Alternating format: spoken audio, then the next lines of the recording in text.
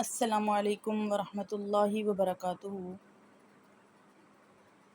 میری عزیز بہنوں، آج سے ہم ایک نئے پروگرام کا سلسلہ شروع کر رہے ہیں اور وہ ہے قرآن پاک کا لفظی ترجمہ اور اس کے ساتھ ساتھ با محاورہ ترجمہ۔ جس میری بہن نے قرآن پاک کا لفظی ترجمہ سیکھنا ہو، پڑھنا ہو، تو وہ ہمارے ساتھ اس نیک عمل میں شریک ہو سکتا ہے۔ اللہ تعالیٰ قرآن پاک میں فرماتے ہیں وَلَقَدْ يَسَّرْنَا الْقُرْآنَ لِلذِّكْرِ فَهَلْ مِن مُّدَّكِرٍ،